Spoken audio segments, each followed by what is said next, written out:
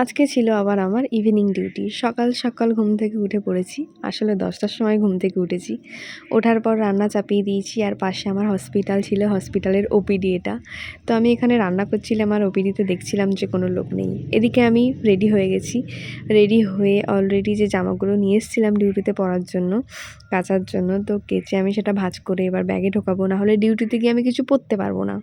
তো অলরেডি আমি এখন মুখে আর কি সিরাম মাখতে শুরু করে দিয়েছি। খেতে শুরু করব। আমি রান্না করেছিলাম শুধু সয়াবিন, আর দূরে থাকলে যা হয় আর কি, শুধু ভাত ডাল সয়াবিন এইসবই রান্না করে বেড়াই। খেয়ে নিচ্ছিলাম। এরপর আমি বাড়িতে তালা মারবো।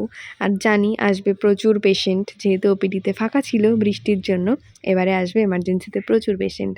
সো আমি এবার ডিউটিতে চলে গিয়ে অলরেডি টিফিন করতে শুরুও করে দিয়েছি।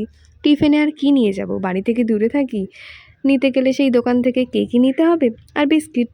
আর এটা আবার বিস্কিট না চিপস কিছু বোঝাও যায় না। তো যাই হোক, এইসব টিফিন আমি খাচ্ছিলাম।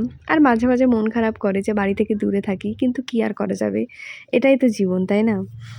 ডিউটি করতে করতে শুধু ভাবি যে কখন রাত 8টা বাজবে আর আমার ছুটি হবে। তো এই করতে করতে রাত 8টা বেজে গেল, আর আমি চলে এসেছি আমার সেই শান্তির ঘরে। কিন্তু শান্তি আর কোথায়, ঘরে এসে যে তরকারিগুলো গরম করতে হবে, নাহলে ঠান্ডা তরকারি খেতে হবে আর তরকারিগুলো নষ্ট হয়ে যাবে। তো আমি যখন এই তরকারি গরম করতে হয়, তখন মনে হয় যে বাড়িতে থাকলে খুব ভালো হতো। বাড়িতে থাকলে মা সব মুখের সামনে ধরে। তো এই টাইমগুলোতে আমি বাড়ির লোকগুলোকে খুব মিস করি। তারপর আর কি, এবার ঘুমাতে হবে, কারণ আমার আবার সকালে মর্নিং ডিউটি আছে। সো টাটা বাই, এইভাবেই চলছে জীবন।